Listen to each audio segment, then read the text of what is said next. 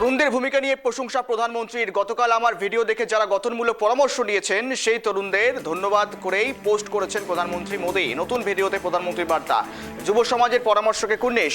যুব সমাজের পরামর্শকে কুর্নিশ জানিয়ে প্রধানমন্ত্রীর বার্তা, নতুন ভিডিওতে প্রধানমন্ত্রীর বার্তা। এবং এই বার্তায় যা উঠে আসছে সেখান থেকেই প্রথম ভিডিও দেওয়ার পর দ্বিতীয় ভিডিওতেই তিনি সমগ্র যুব সমাজকে ধন্যবাদ জানিয়েই এই কুর্নিশ বার্তা দিয়েছেন। কি বলছেন তিনি শোনাবো। Thank you friends. कल देर रात आपसे मिलने का मौका मिल गया। मेरे जो वीडियो पोस्ट किया था उसको जिस प्रकार से आपने रिस्पॉन्ड किया, सकारात्मक सुझाव दिए, थैंक्स टू एवरीबॉडी। ये आपका प्यार बना रहेगा, हमारा नाता और अधिक सक्रियता से जुड़ता रहेगा। थैंक यू दोस्तों।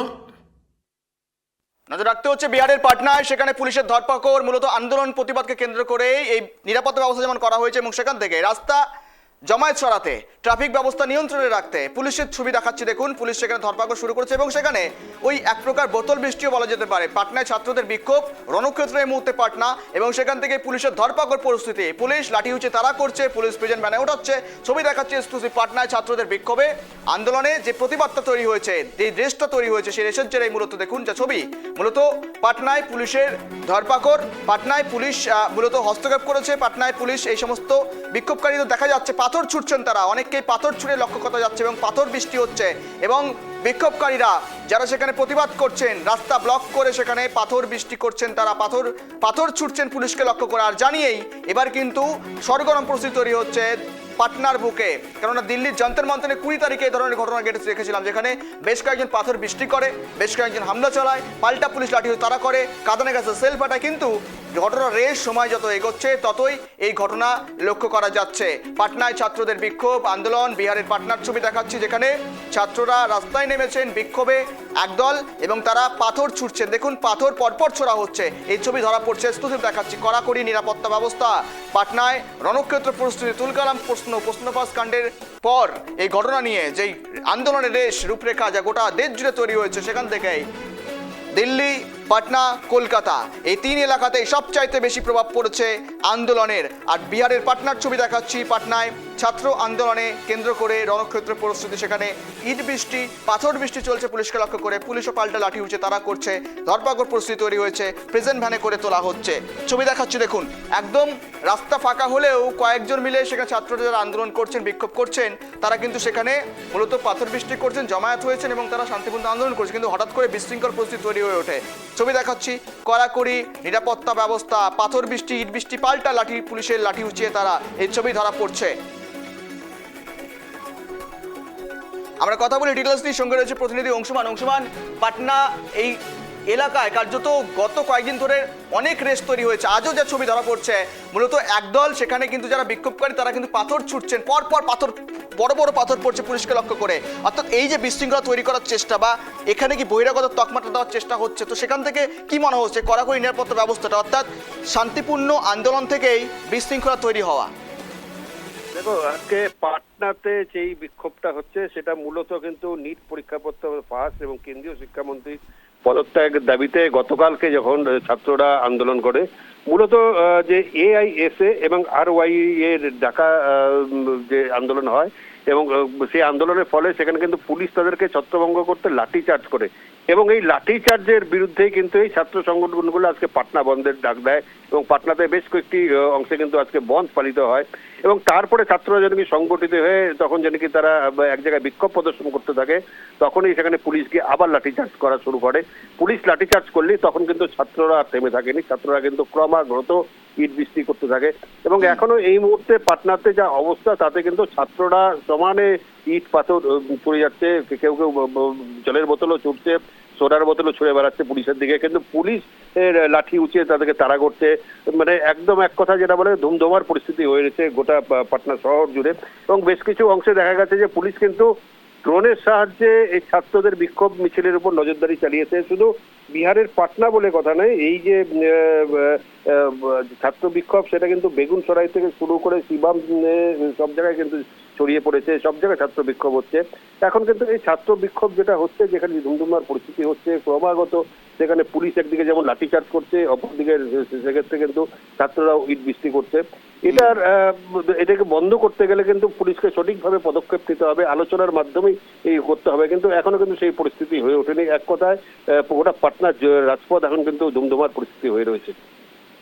একদম নজর রাখো, কেননা পাটনার রাজপথে ব্যাপক ধরপাকড় এবং সেখানেই পুলিশি নিরাপত্তা ব্যবস্থা, র্যাব, কেন্দ্রীয় ফোর্স এবং রাজ্য পুলিশ একযোগে কাজ করছে এবং জামায়াত সহায়তা কাজ করছে। আর যে ছবিটা লক্ষ্য করা যাচ্ছে, দেখুন পুলিশি ধরপাকড় শুরু হয়েছে, কড়া নিরাপত্তা ব্যবস্থা। পাটনার, বিহারের পাটনায় যা ছবি, আন্দোলন ঘিরে রণক্ষেত্র পাটনা। এই মুহূর্তে পুলিশের ছয় লাভ এবং রাস্তায় নেমে পুলিশ কিন্তু রুটমার্চ করছে, রাস্তায় নেমে পুলিশ কিন্তু ধরপাকড় করছেন এবং বেশ কয়েকজনকে এই মুহূর্তে আটকও করা হয়েছে, কেননা পুলিশকে লক্ষ্য করে বেশ কয়েকজন ইট পাটকেল ছুঁড়েছেন। এই অভিযোগেই তাদেরকে আটক করা হচ্ছে, প্রেজেন্ট মেলা তোলা হচ্ছে, ধরপাকড় পরিস্থিতি শুরু হয়েছে বিহারের পাটনায়। আর এবার ছাপড়ার ছবি দেখাচ্ছি, দেখুন ছাপড়াতেও এখানে পুলিশের গাড়ি লক্ষ্য করে ভাঙচুর, ইট বৃষ্টি এবং এই অভিযোগের ভিত্তিতেই ধরপাকড় শুরু হয়েছে। আন্দোলনকারী পুলিশ এক প্রকার খণ্ডযুদ্ধ। আর এই মুহূর্তে দেখুন পুলিশ তাদেরকে ধরপাকড় করছে, তাদেরকে ধরে নিয়ে যাচ্ছে এবং এই ইট ছোড়ার ঘটনায়, ইট পাটকেল ছোড়ার ঘটনায়, বিক্ষোভের ঘটনায় তাদেরকে ধরপাকড় পরিস্থিতি তৈরি হয়েছে।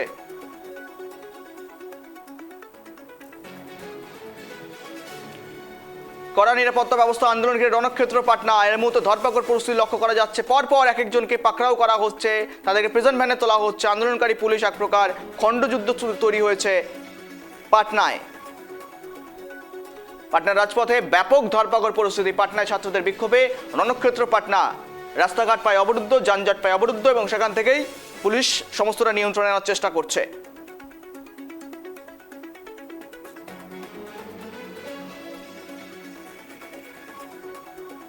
আন্দোলনকারী পুলিশ খণ্ডযুদ্ধ ছবি দেখুন, যেখানে পাটনায় ধরপাকড় পরিস্থিতি, পুলিশ টেনে হিঁচড়ে মূলত সেই সমস্ত আন্দোলনকারীদের নিয়ে যাচ্ছে যারা ইটপাটকেল ছুটছে, যাদের বিরুদ্ধে অভিযোগটা দেখুন।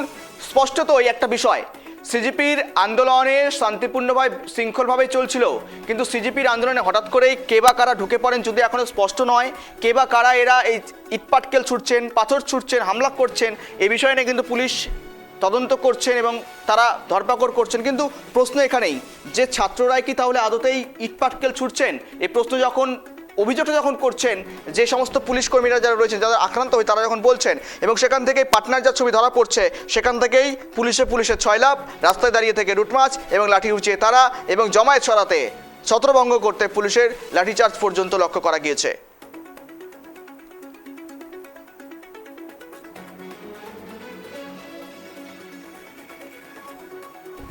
পাটনার রাজপথে ব্যাপক ধরপাকড়, পাটনায় ছাত্রদের বিক্ষোভ। দেখুন ছাপড়াতেও একই রকম ছবি, মূলত টেনে হিচড়ে প্রেজেন্ট ভ্যানে তাদেরকে তোলা হচ্ছে এবং বিহার পুলিশ এই কাজ করছে। বিহার পুলিশ রাস্তায় নেমে ছয় লাভ এবং নিরাপত্তা ব্যবস্থা আটোসাটো। আন্দোলনকারী পুলিশ খণ্ডযুদ্ধ, বেশ কয়েকজনকে এই মুহূর্তে আটক করা হয়েছে, প্রেজেন্ট ভ্যানে ধীরে ধীরে তোলা হচ্ছে। আন্দোলনকারী রণক্ষেত্র পাটনা, আন্দোলনকারী পুলিশ খণ্ডযুদ্ধ, পাটনার রাজপথে ধরপাকড়।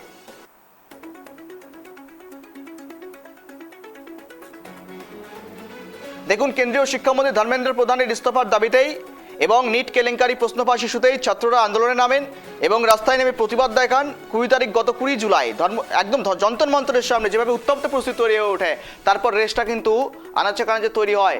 আর এই মুহূর্তে ছবি দেখাচ্ছি, দেখুন বেশ কয়েকজনকে আটক করা হয়েছে, ধরপাকড় করে তাদেরকে প্রেজেন্ট ভ্যানে তোলা হচ্ছে।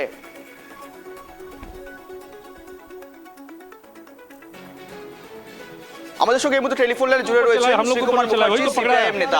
শ্রীকুমার বাবু, স্বাগত আপনাকে টিভি বাংলায়। গৌরব আমি রয়েছে। দেখুন ধর্মেন্দ্র প্রধানের ইস্তফার দাবিতে শিক্ষা ব্যবস্থায় একদম স্বচ্ছ করতেই এই আন্দোলন ছাত্রদের, বিশেষ করে কংগ্রেস জনতা পার্টি পাশে দাঁড়িয়েছে অনেক দল। কিন্তু আমরা যা দেখছি এখন এই মুহূর্তে পাটনার যা ছবি, রণক্ষেত্রের পরিস্থিতি, ইট পাটকেল, পাল্টা লাঠি, পুলিশের লাঠি উঠছে, তারা কি মনে করছেন ধর্মেন্দ্র প্রধানের ইস্তফা দিলে পরে এই আন্দোলনের রূপরেখা কি বদলে যেতে পারে? আসলে ব্যাপার হচ্ছে যে এই কে মন্ত্রী থাকলো না থাকলো তার থেকেও বড় কথা হচ্ছে যে টিউটোরিয়াল হোমগুলোর সাথে এখন এই যারা কোশ্চেন সেট করছেন তাদের এবং অ্যাডমিনিস্ট্রেশনের একটা গোপন যোগাযোগ তৈরি হচ্ছে বিভিন্ন জায়গায়। আপনারা জানেন তার মধ্যে পাটনাও একটা সেন্টার, যেখানে টিউটোরিয়াল হোম থেকে পড়লে কোশ্চেন প্রায় জেনেই যাওয়া যায়। হ্যাঁ, সুতরাং ডাক্তারি পাওয়াটা সোজা হয়ে যায়, এখন যারা অনেক পরিশ্রম করছে, মেধা আছে, তারা দেখছে যে মেধাহীন ছেলেগুলো তারা ডাক্তার, এবং তারপরে তাদের কাছে গেলে তার মৃত্যু হয়ে যেতে পারে পরিবারের লোকেদের নিয়ে গেলে। তো চিনতে তো পারছি না কোনটা ভালো ডাক্তার আর কোনটা খারাপ ডাক্তার, কে টাকা দিয়ে হলো আর কে টাকা না দিয়ে হলো। সুতরাং ধর্মীয় প্রধানরা হচ্ছেন সেই গোষ্ঠী যারা আসলে গোটাটাকেই প্রাইভেটাইজেশনের দিকে নিয়ে যেতে চান, এবং প্রাইভেটাইজেশনের খারাপ ফল হচ্ছে যে এটা বাজারি করে দেওয়া, সেই বাজারি করে দেওয়ার মধ্যে কোশ্চেন পেপারও রয়েছে। কাজে এই লড়াই হবে, কিন্তু এটা শুধু নিটের ক্ষেত্রে নয়, আরো বহু ক্ষেত্রে হবে। ব্যাপক কেলেঙ্কারি, আপনার মনে আছে 14 জন লোক মারা গেছেন তদন্ত করতে গিয়ে, কিন্তু তার এখনো রেজাল্ট বেরোলো না, এত বছর হয়ে গেছে। তার মানে কি? তার মানে অ্যাডমিনিস্ট্রেশনের ভেতরে প্রচুর লোক লুকিয়ে আছে যারা এটাকে প্রশ্রয় দিচ্ছে, যারা এই শিক্ষার ভাগ খাচ্ছে। এটাকে বন্ধ করতে হবে। লড়াইটা এখানে, লড়াই শুধু ধর্মেন্দ্র প্রধান না, এক ধর্মেন্দ্র প্রধান গেলে আরেক ধর্মেন্দ্র প্রধান আসবে, এবং আসার পরে যেটা হবে সেটা হচ্ছে তিনি আবার টাকা খাবেন যদি আমি আসল জায়গাটা না করতে পারি। এই আসল জায়গাটা বেশ, ধন্যবাদ শ্রী কুমার বাবুর সঙ্গে থাকার জন্য। পাটনায় ছাত্রদের বিক্ষোভ, অর্থাৎ ধর্মেন্দ্র প্রধানের ইস্তফার দাবিটা মূলত, দেখুন, ধর্মেন্দ্র প্রধানকে ইস্তফা দেওয়ানো হলে আরেকজন ধর্মেন্দ্র প্রধান আসবেন, কিন্তু সেখান থেকেই দুর্নীতি ব্যবস্থাকে স্বচ্ছমুক্ত করতে হবে, এটাই এখন দাবি দেওয়া।